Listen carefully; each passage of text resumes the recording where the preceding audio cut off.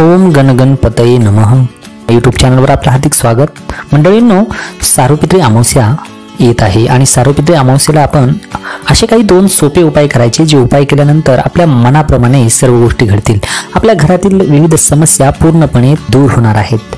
मित्रांनो, या पितृपक्षामध्ये अतिशय महत्त्व असतं की पितरांना आपण आपल्या कर्मानं, आपल्या वेगवेगळ्या माध्यमातून पितरांना संतुष्ट करायचं असतं। तर्पण, श्राद्ध यांद्वारे पितरांना संतुष्ट करून आपण पितरांकडून आशीर्वाद मिळवायचे असतात। परंतु या पितृपक्षामध्ये जर आपल्याकडून हे घडलेलं नसेल तर मित्रांनो, या सार्वपित्री अमावस्येला मात्र न चुकता या दोन गोष्टी करा। या दोन गोष्टी आपण या व्हिडिओमध्ये पाहणार आहोत। तत्पूर्वी मी आपल्याला विनंती करतो की आपण चॅनलवर प्रथमतः आला असाल तर चॅनल सबस्क्राईब जरूर करा। चला तर पाहूया दोन अशा कोणत्या गोष्टी आहेत। मित्रांनो, ही अमावस्या अत्यंत महत्त्वाची आहे। सार्वपित्री अमावस्येबरोबर शनी अमावस्या हा योगायोग खूप वर्षांनी जुळून आलेला आहे आणि म्हणून मित्रांनो तब्बल 20 वर्षानंतर हा योग जुळून आलेला आहे आणि म्हणून या दिवशी अत्यंत महत्त्व आहे आपल्या शास्त्रानुसार। तर मित्रांनो, या अमावस्येला आपल्याला काय करायचे तर पिंपळाचं झाड शोधायचं आणि या झाडाची पूजा करायची। जनेऊ आणि इतर पूजेचं साहित्य पिंपळाच्या झाडाला अर्पण करायचं आणि त्यानंतर भगवान विष्णूंचा मंत्र अर्थातच ओम नमो भगवते वासुदेवाय या मंत्राचा जप करायचा। यामुळे काय होईल, श्री हरी माता महालक्ष्मीची कृपा होईल आणि आपल्या घरातील समस्या दूर होतील। धन सुख संपत्ती यायला सुरुवात होईल।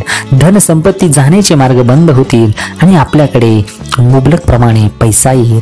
आपलं घर मालामाल होईल। मित्रांनो, सर्वात दुसरी जी महत्वाची गोष्ट आहे ती सुद्धा आपण केली पाहिजे। या अमावस्येला कोणत्याही वेळेला स्टीलच्या ग्लासामध्ये दूध, पाणी, काळे आणि सफेद तीळ एकत्र करायचे आहेत। याचबरोबर आपण कोणतीही पांढऱ्या रंगाची मिठाई घ्यायची, एक नारळ घ्यायचा आणि 1 रुपयाचं नाणं घ्यायचं किंवा जनेऊ हे आपल्याला घ्यायचे। प्रथम ग्लासातील जे पदार्थ आहेत म्हणजे आपण दूध, पाणी, काळे आणि सफेद तीळ जे घेतलेले आहेत ते आपल्याला या पिंपळाच्या वृक्षाच्या खोडाशी अर्पण करायचे आहेत आणि यावेळी आपल्याला एक मंत्र जपायचा आहे। ओम सर्व पितृ देवताभ्यो नमः हा मंत्र जपत आपल्याला हे पदार्थ खोडाशी अर्पण करायचे आहेत आणि मग नंतर ओम प्रथम पितृ नारायणाय नमः हा जप करत मिठाई, दक्षिणा, नारळ, 2 अगरबत्त्या हे पदार्थ आपल्याला अर्पण करायचे।